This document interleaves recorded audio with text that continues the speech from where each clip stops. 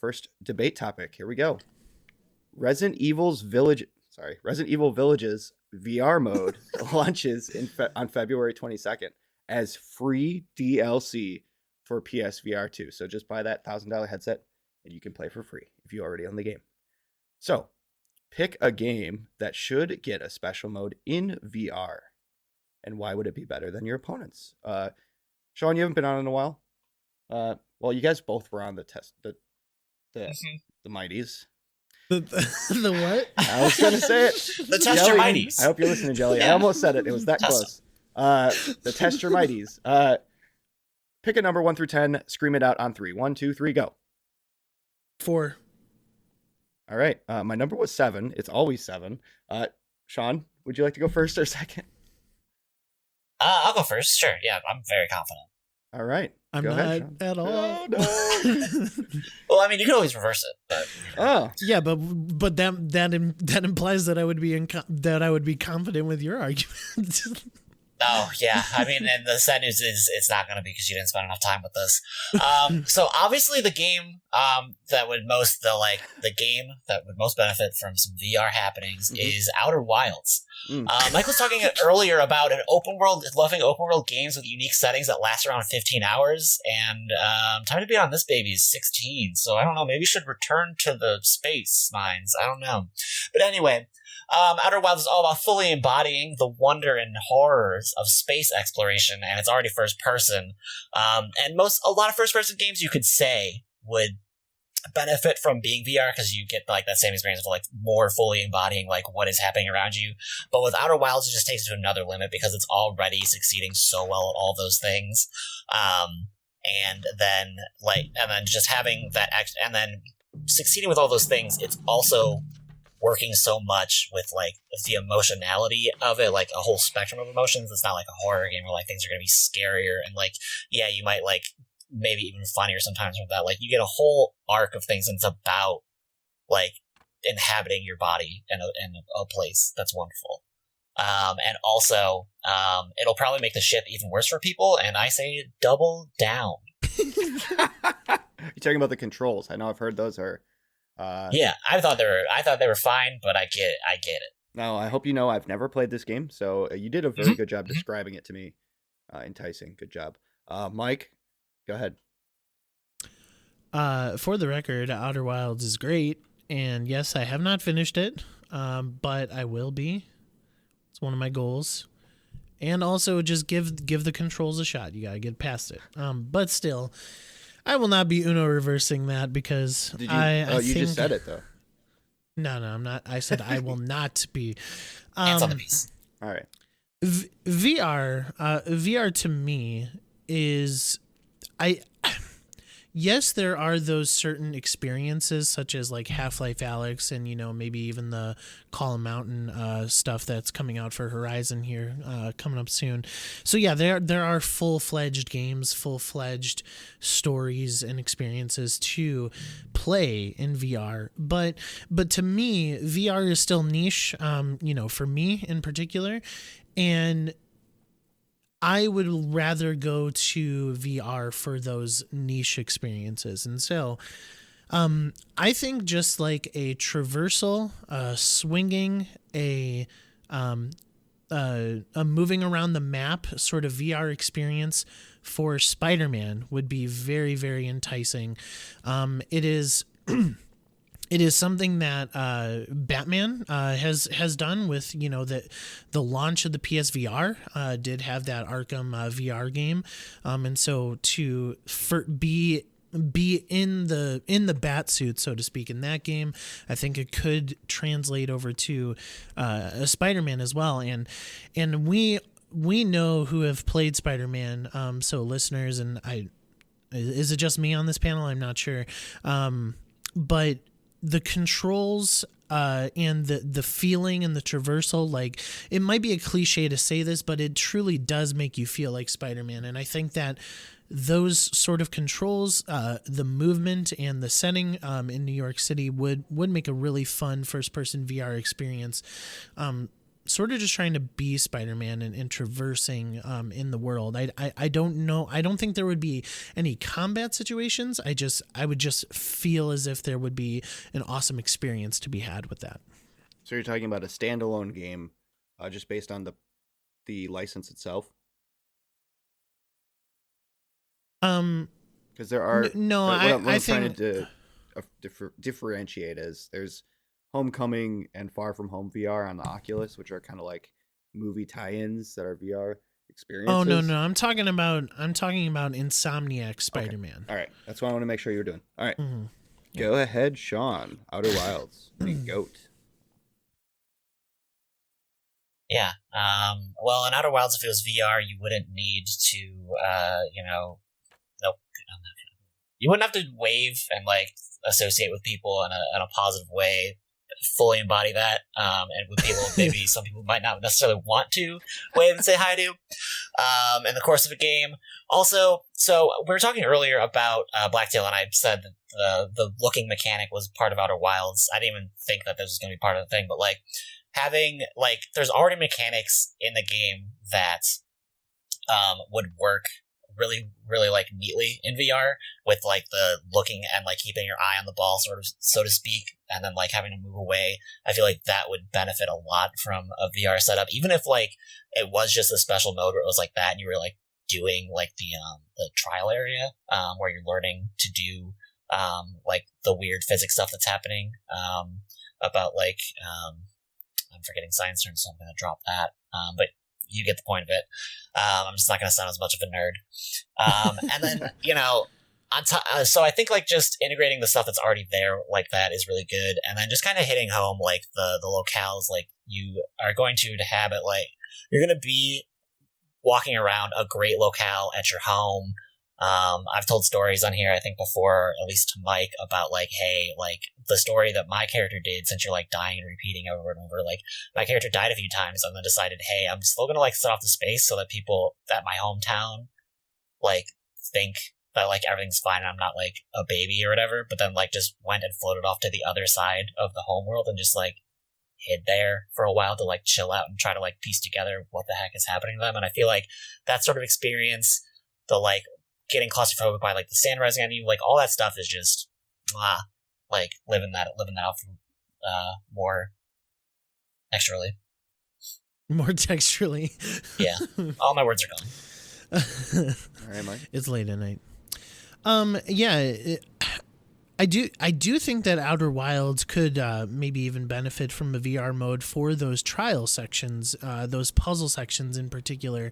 I think that when you're moving throughout the world, and you are in first person already, and I think the benefit of that is just visually seeing that on a TV. I don't think you're going to understand the breadth and the scope really in VR. I think it will be sort of limited.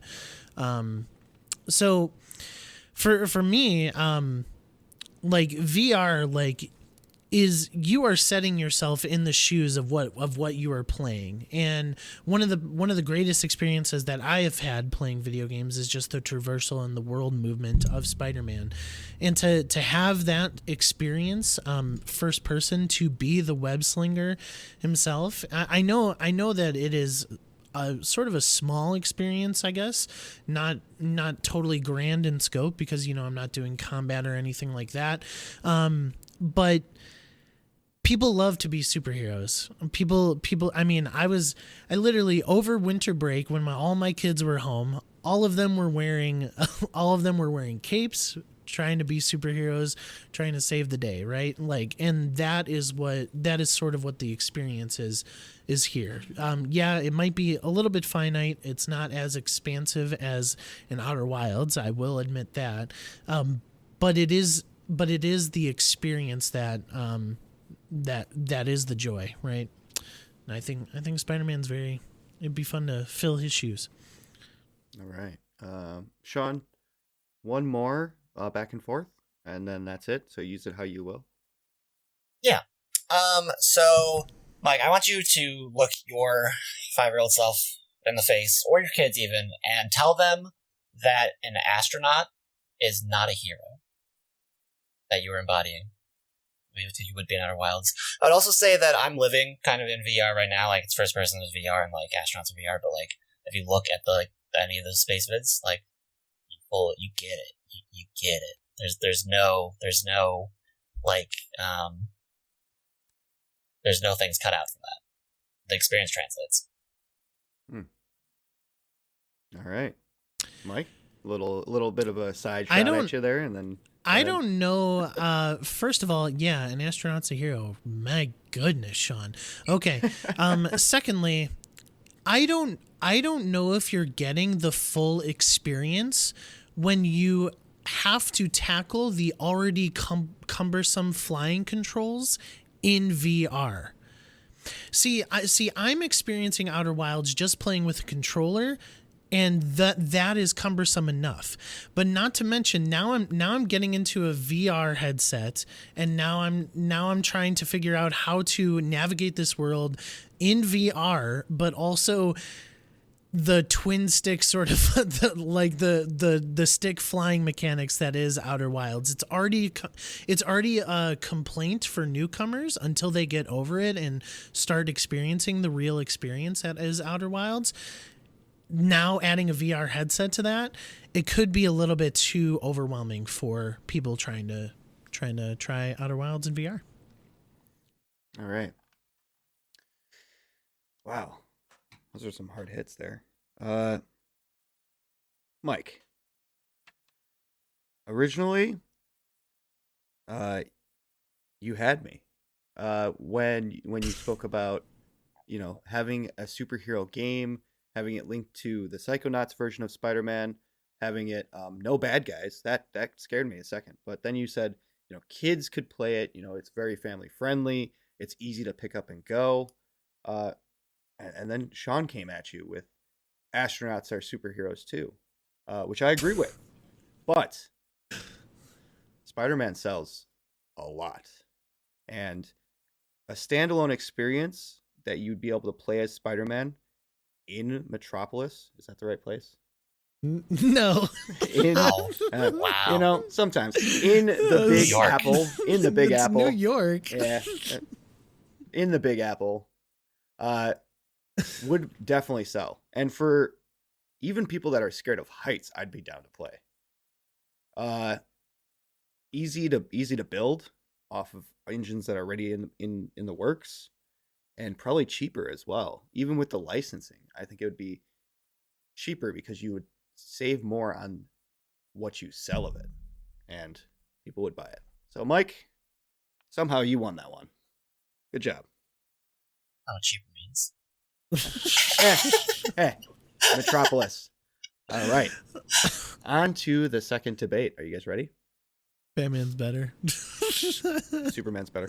LG's 97-inch OLED TV. Have you guys seen this thing? It requires no wires to function. No wires to function. It uses this box that you plug into the wall with HDMI inputs called the Zero Connect. It allows you to transmit 4K resolution at 120 hertz wirelessly to the TV. Crazy. So pick a gaming product that would benefit from, or already does, from being wireless. This could be any gaming related product that benefits from being wireless or would benefit from being wireless. Sean, you went first that time. Mike, would you like to go first or second? I'll go second. Okay. Sean, the torch is back in your realm. How specific does this need to be? Can it be like TV specific, or does it have to be like PS5? I think TV would be excluded because the question includes... Well, yeah, sorry, like a category of thing, like a controller. It would have to be like controller would work. It wouldn't have to be like PlayStation controller or Xbox controller. I'm gonna say the console, just the video game console itself. I am thinking PS5 came out because I am thinking of that for one aspect of my argument specifically. I think having the console itself be wireless is the most important part for various reasons. One, is like the whole like station, like game station, like media station thing is kind of played out, and it's increasingly harder to get it to look nice with like these bigger and like hotter running consoles. I think throw your console anywhere that makes sense for it to perform the best it can makes the most sense out of everything, and having it have to connect to a TV or to a power strip or whatever like lets you put a freedom wherever it can like most freely breathe. And then also what that does is that you can then, like, if the console's wireless, I guess that kind of means like everything else is kind of wireless too about it. So it's kind of a cheat. But I mean, my best controller is already kind of wireless anyway, so there's that. But you can kind of just get it to kind of wherever it goes most, like fits in best into your home and also lets it run the best way it can. Okay. Going with the game console itself. Go ahead, Mike. So I'm going with a specific game console, and I'm giving it a little twist. Now you guys, you're gonna be like, Mike, you're dumb. What are you thinking? I don't know why you would be arguing this, but I have a reason. Yeah, Spider-Man's not in Metropolis. Come on, Mike. The Nintendo Switch. Yes, the Nintendo Switch. It is already wireless in a way, right? But it's but I would like to see a feature that is not all too dissimilar to this LG TV, but I would like to see a feature with the Switch because I played a lot of Pokemon when it came out. And when I played Pokemon in the mobile, the Switch version of it, instead of docked onto my TV, I would get a lot of hand cramps. Not necessarily like bad ones that really, but ergonomically, the Switch is not the best. And so what I would like to see is an added feature to its already wirelessness is that if you do not have a dock for it to communicate with a TV directly and send the signal over to there without any wires, so that you can have either the Pro controller to the side so you have a better ergonomic way of playing, or you have at the very least the Joy-Con sort of controller attachment that comes with the base Switch anyway. I think that would be really nice, especially when you're going maybe you're bringing your Switch over to a friend's house and you want to play multiplayer or something like that. You have the ability to put it on the screen instead of keeping it on that small screen when you're playing multiplayer. I think of 8 people matches in Smash Bros on a little small screen like that. It would be awesome if you don't have the dock, you'd be able to just send that signal directly to any TV that you see there. I mean, you would probably need a smart TV, to be honest, but so any smart TV that has internet capabilities or something like that, in order to experience the Switch not or on dock but without the dock. All right, we got Nintendo Switch, kind of like screen mirroring or casting. I like it. All right, why is your video game console itself better, Sean, or why is it more beneficial? Yeah, I want to first start by giving good news to Mike. There's a situation. It's already been made where you can have your Nintendo system where you play. You don't have to choose between playing it in your lap or on the screen at the same time. That's just the Wii U, buddy. It already exists. They already did it. You can play it right here and not have to decide, am I going to like plan ahead? Am I ever going to want to go play on the TV if the cat's in my lap, or should I just like start handled right now? You just get a Wii U and it's already done. And everyone loves the Wii U. It's a great console. Anyway, back to consoles themselves being wireless from the start. I think a big feature is that, again, like, already we're getting rid of all the cord clutter. You can have a bunch of different systems lined up however you want, wherever you want them, and you can have them accessible whenever. But what I'm thinking about, video games are art, and, increasingly, you can see the form of the video game console becoming art as well. And I think having to take something as beautifully artistic as the shape of the PS5, for instance, or the GameCube, And having to throw them in a little box next to your TV, that's ridiculous. I want to be able to display that somewhere prominently in my house that makes the design aesthetic of my whole room fit together. We got to give these things the space that they deserve, especially as, we go into the future and the artistic aesthetics of these console makers only continue to improve. All right. Mike. First and take foremost, that Wii U talk? First and foremost, I love everyone loves the Wii U. I do. The Wii U sold 13.56 million units. Yeah, it was one of those. Which is roughly 117 million short of the Wii. Not everybody loved the Wii U, Sean. I think that's a little bit of a stretch. Although the Wii U does have those capabilities. I'm digging back. The Switch is just different. It's in a whole nother league. The Switch is on its way to 100 million sold. It is a it has console sellers like Breath of the Wild and Mario Kart 8. They bundle it in, and so even though what I am proposing sort of has existed in the past, I believe that there is a unique opportunity for the Switch, which is extremely more portable than your Wii U argument there, and a little bit more portable than your wireless connectivity. You have the opportunity to be able to connect your Switch to any smart TV that you are around, not only to help with the co-op, but also the Switch. Sometimes you do need a break from handheld mode if you don't have an ergonomic like maybe like a Hori pad or a certain controller that is a little bit more ergonomic. They do make those, and you have your Pro controller. You could connect it to the TV, be able to play it. Now, yeah. I'll give you this. Maybe handheld mode is the more optimal way to play a lot of those games, sure. But I think for the co-op experience and just the ability to give your hands a rest from that very unergonomic design that the Switch is, I think this is a no-brainer. Versus, I think your idea is good, but you're using the PS5. I think the PS5 is ugly. Like, I would not want to display the PS5 anywhere. Like, I would just want it just sort of hidden away. I mean, I'm going to have to display it somewhere. It's got to be somewhere. It's going to be visible because it's hard not to miss. Well, it's wireless. You can put it, if you want to hide it, guess what? You can hide it now. All right. Okay.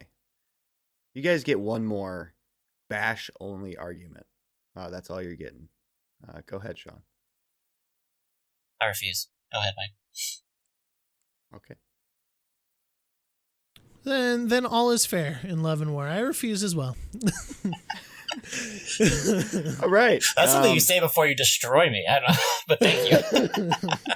I have this inkling that someone was planning on saying something after the bash was over. Sean, I wish you would have spoke more about the displaying the console anywhere you want without having to worry about the media towers and everything. That was really good, because that does benefit your home a lot. Not having to worry about the wires, or the console right next to the TV. It's always good.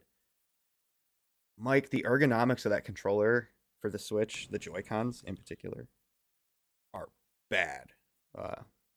I've played multiplayer with the Joy-Cons, and trying to hit those top buttons, no.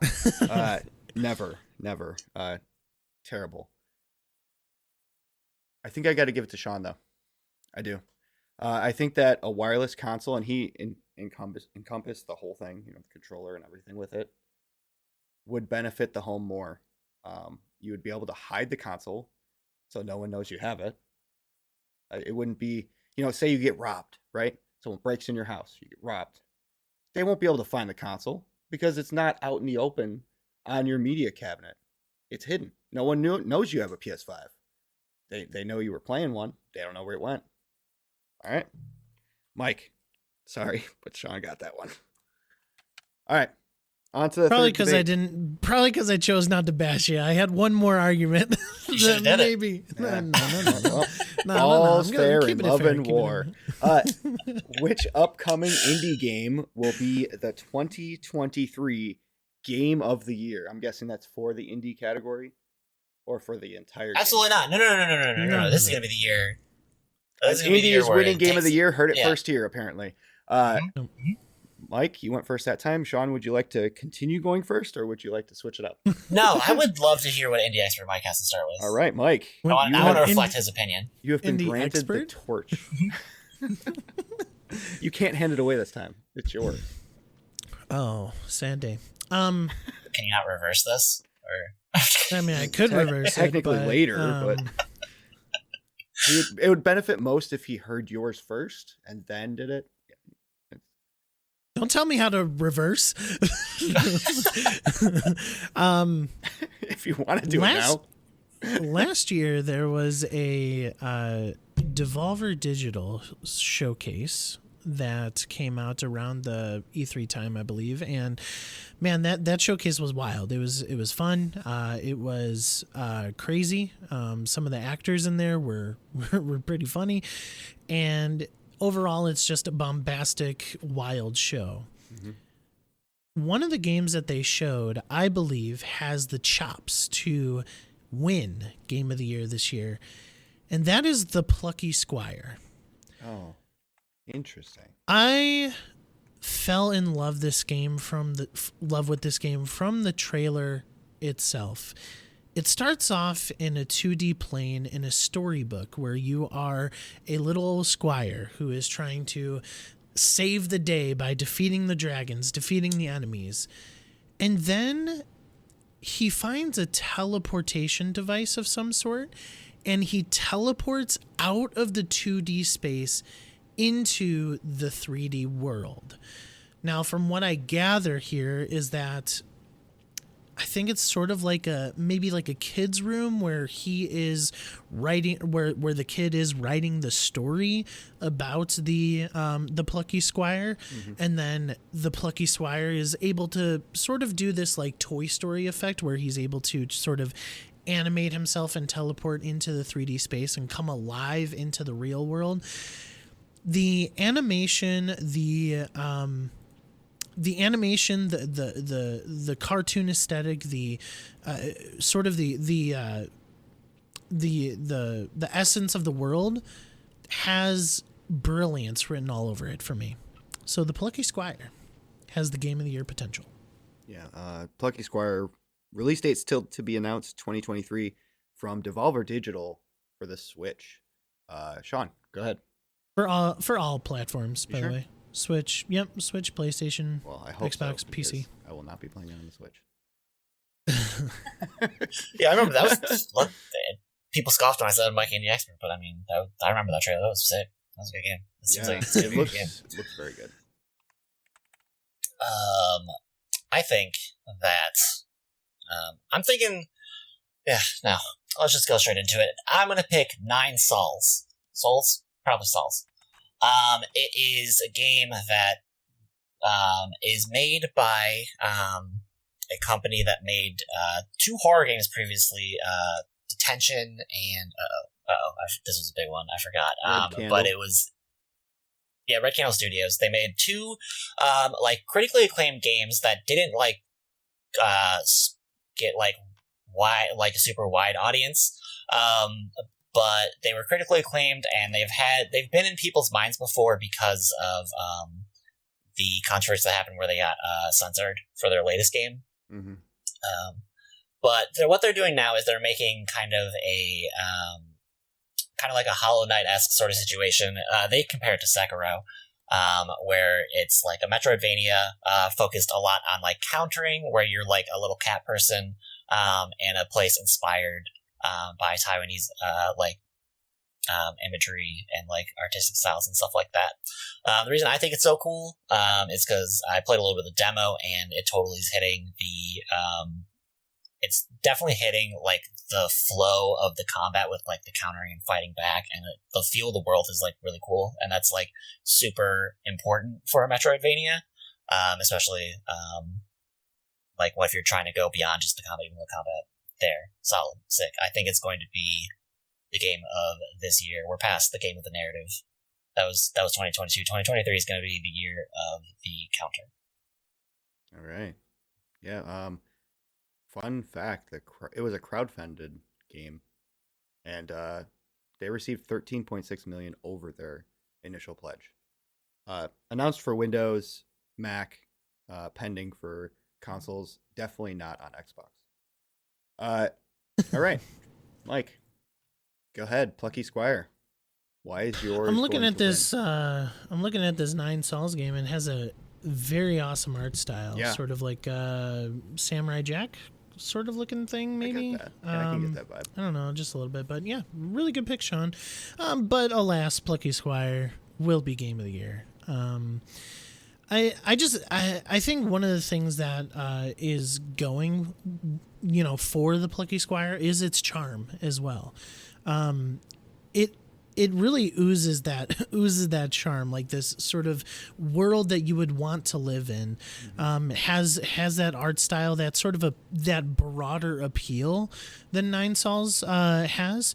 And I think that this will have more of a broader combat appeal as well, as far as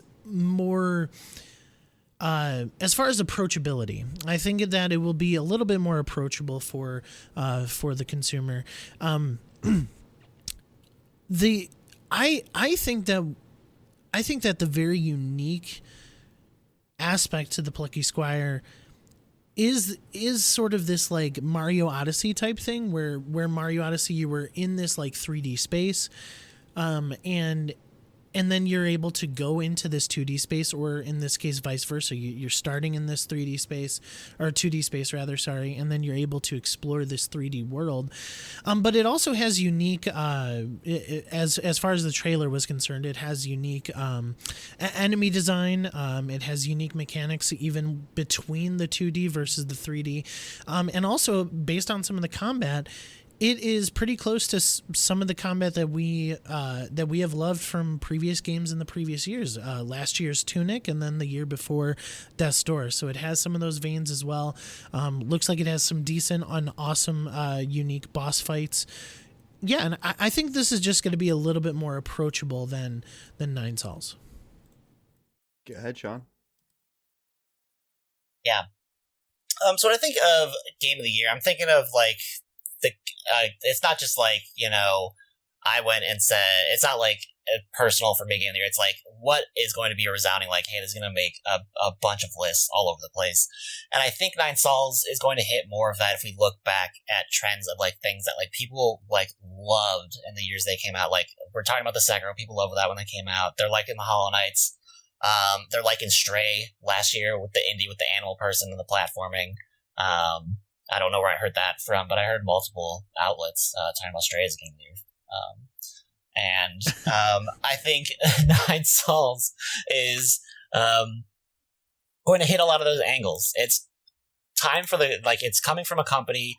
It's a great dev with history of press again. Like it's been like cult classic territory, but I think with this game, this is the point where they reach people going like, oh, I heard about like those two games they made before, but like, oh, this is a game like I can actually play. Like this is increasing in approachability, even though I don't think that approachability is necessarily what defines a game of the year sort of situation. Like people approaching you to play it at all, but sticking with it.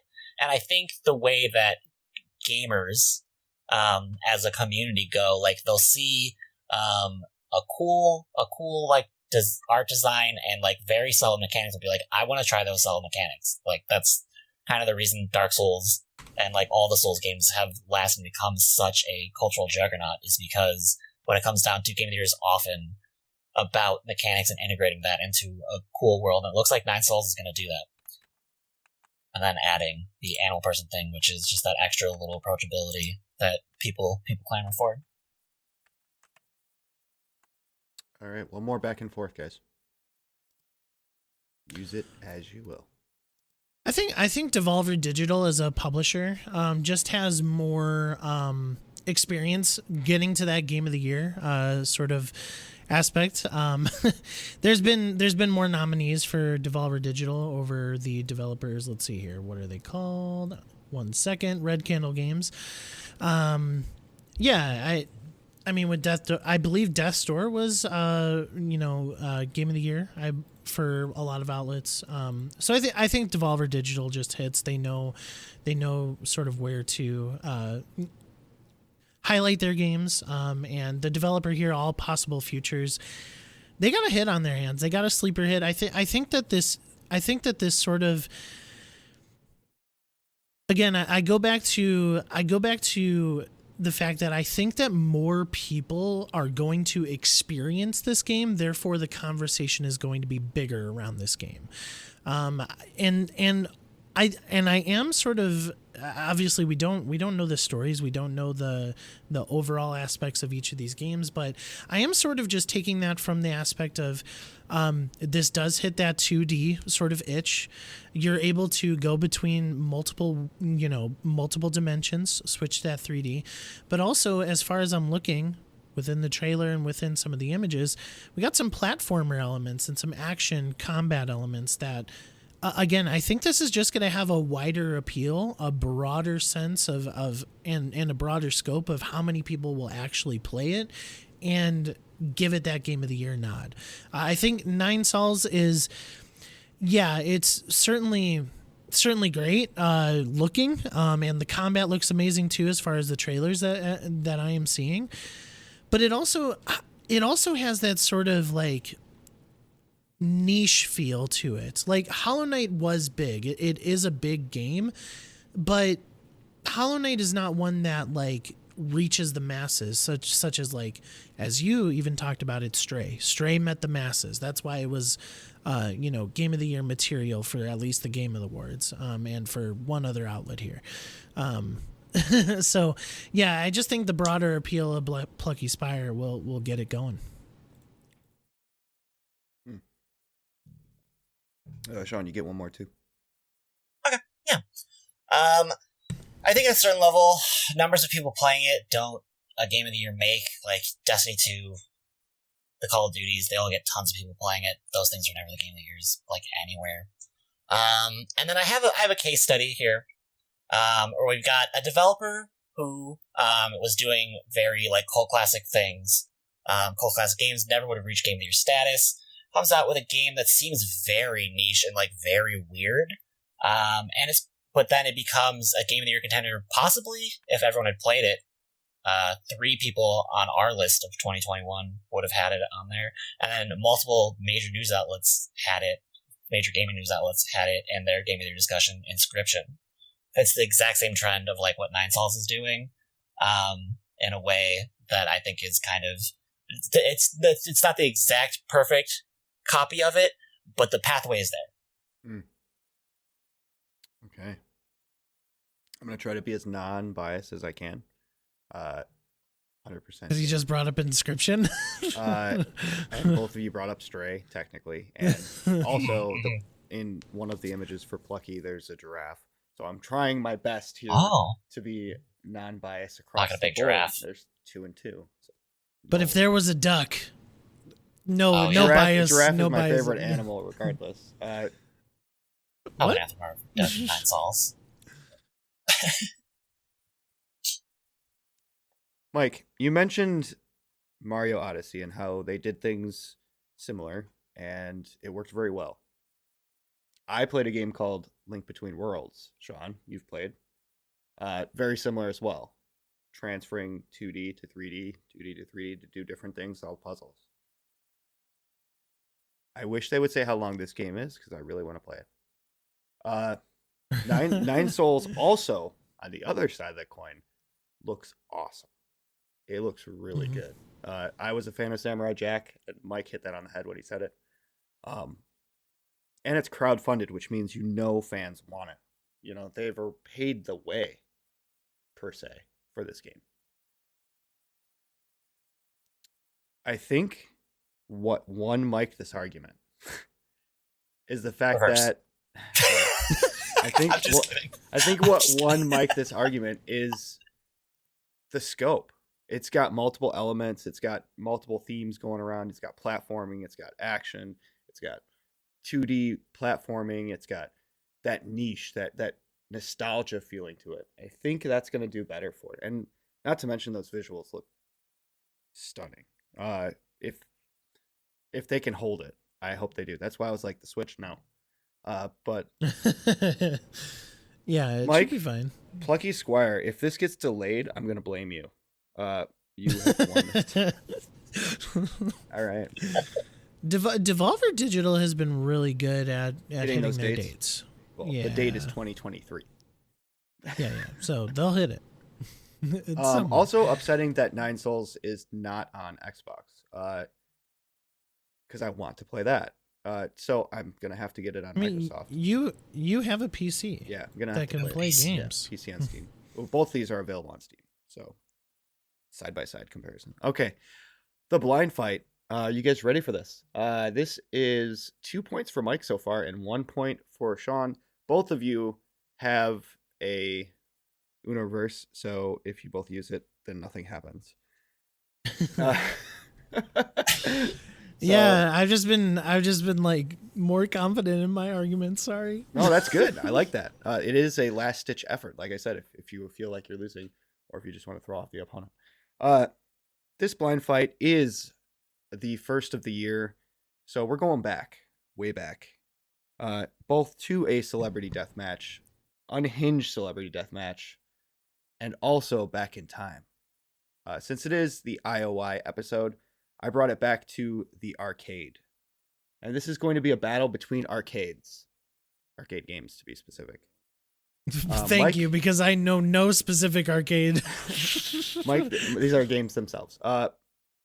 Mike, you got to go first that time, but Sean got to decide that. So you get to choose if you'd like to go first or second here. Or which one you'd like to pick. I'll go second. Okay. Would you like to pick your option first? No, I said I'll go second. Go ahead, Sean. Okay. Pick your No, option. I have the two game cabinets that are the fight between the celebrities. No, give them to Sean. I will choose second. Okay, you're giving Sean the power to choose which one he wants to fight for? Sure. Okay. Yeah. Just clarifying, did not want to mess up the argument here.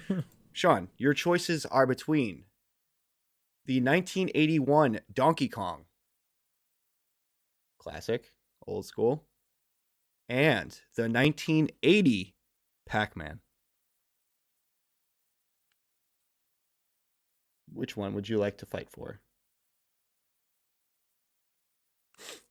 And this is Celebrity Deathmatch, which means the characters, anything about those games can come into play. Oh, they're fighting each other? Oh, yeah. Like Donkey Kong's fighting Pac-Man? No, the cabinet itself grew arms and it's punching. No, yeah, Oh. Pac-Man and Donkey Kong. The classics. They're fighting each other. Yes, technically, Okay. yes. Which means Pac-Man has the bef- ghosts and Donkey Kong has Jumpman.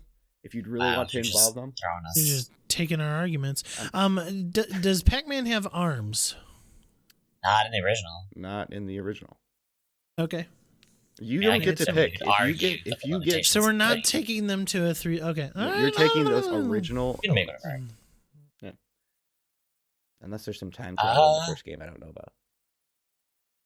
Yeah, I'm gonna go with Pac-Man.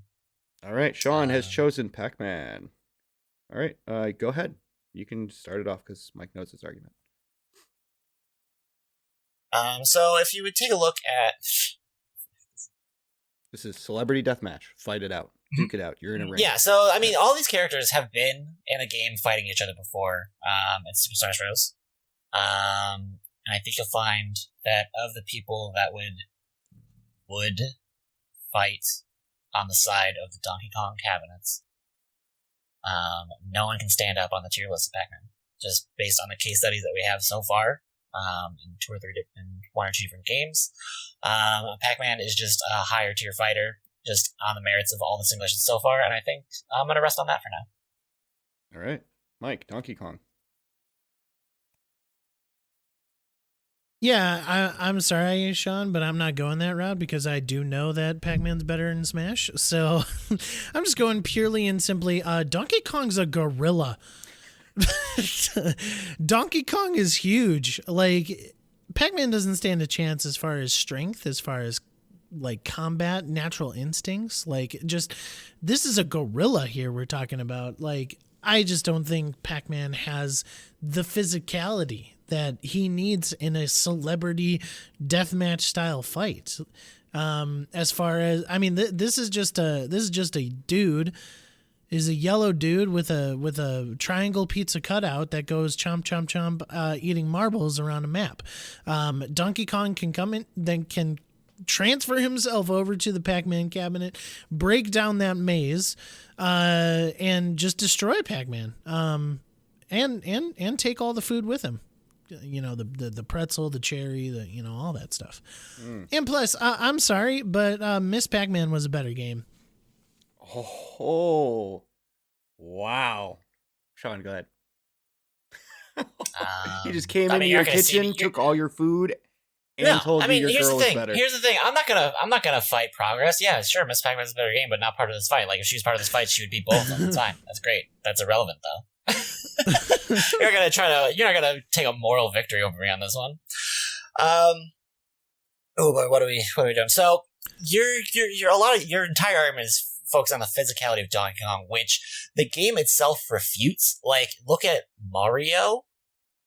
He fits the same beat of like, yes, he does not have the physicality, yada yada, the brute strength to defeat Donkey Kong, and yet, nevertheless, he persisted and he does so. And then you go ahead and see, yes, right now we are strictly talking about the fighters in front of us during this time, but if you look at the arc of Donkey Kong since then, you will see that even he has realized that brute strength is not what wins the day, because since then he has moved on to do other things like find the value of friendship.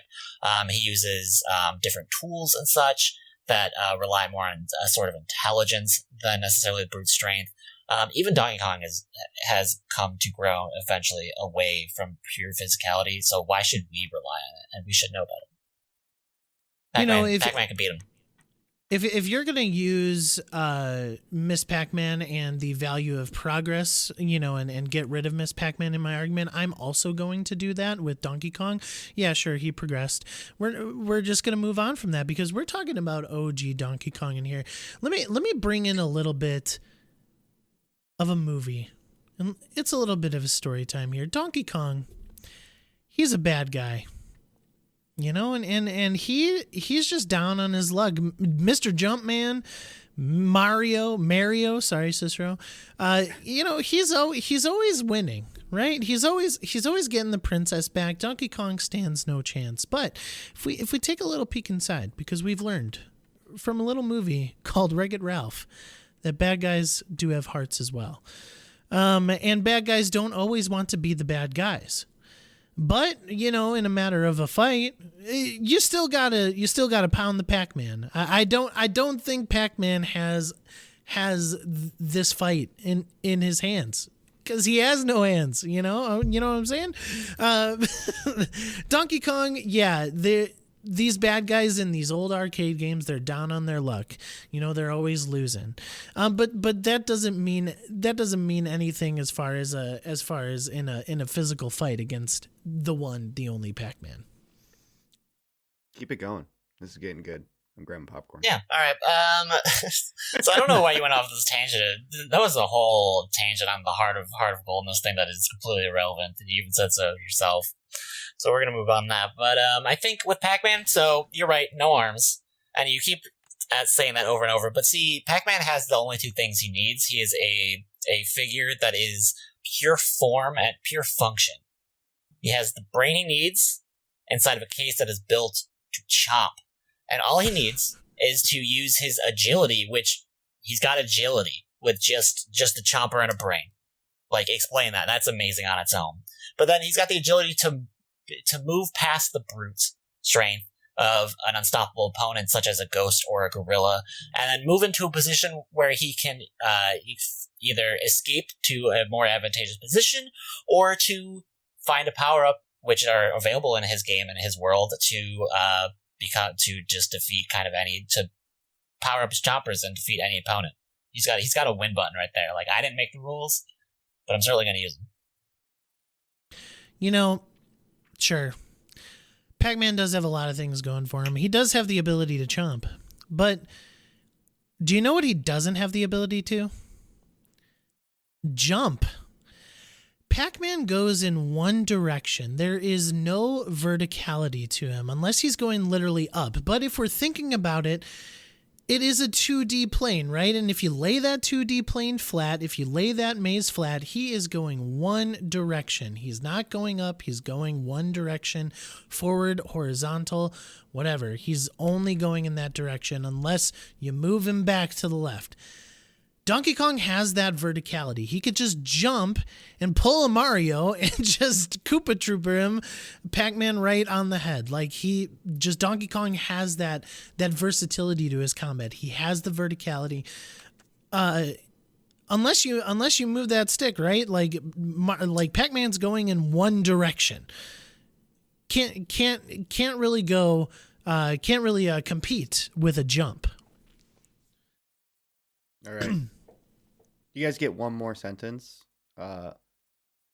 One to build and one to bash. No, let's do two sentences. One to build and one to bash. I feel like that's fair. Sean, your build and bash. Two sentences. Yeah, no, I'm gonna use it in one because that's what my fighter would do. Pure function here.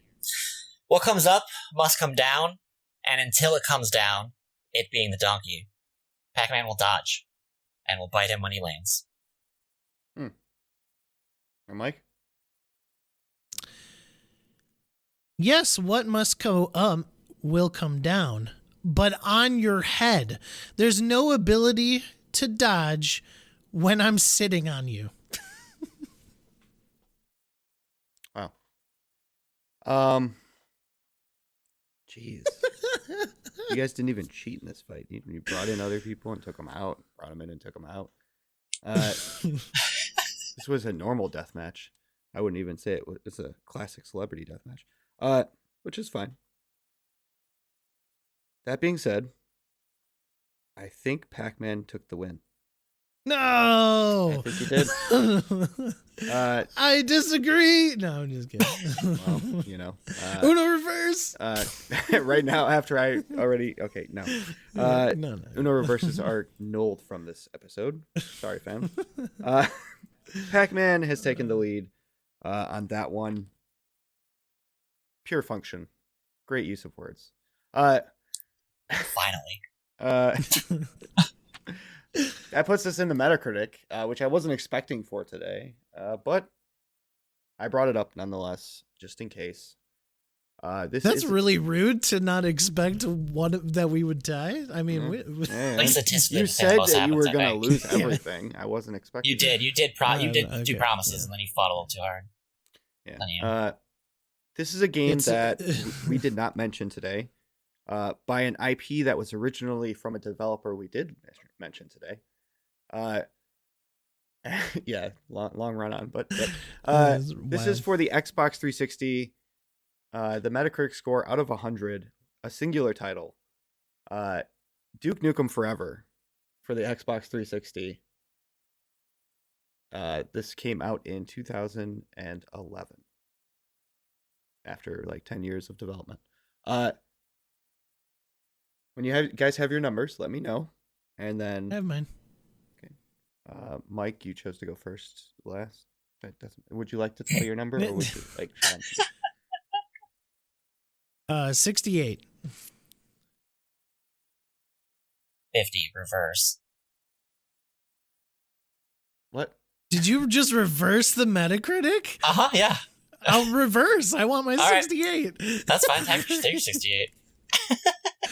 All right, so Uno reversed the Metacritic score for the win. Sean, the correct score is 49. Damn. Oh, wow. Damn. What? You won because I reversed it back. Yeah, no, just the I'm confused here. The whole thing. I'm not upset that it happened. Just an awe. Well, Sean, our winner of the first point of this season, we are keeping track this season. So when it comes to this right, when it comes to the Mighties, that is the correct word. Mike and Sean, your scores will be tallied up Sean, that is 1 point for you for this year of Test Your Might. Anything to say to your fans? Yeah, I think more to come this year. Look, every win comes with a loss, and I'm the one that gave Mike the title of the the indie master here, the indie genius, but I'm sad it's not me. But he showed that he's earned it so far with that one victory. I'll take the other victories.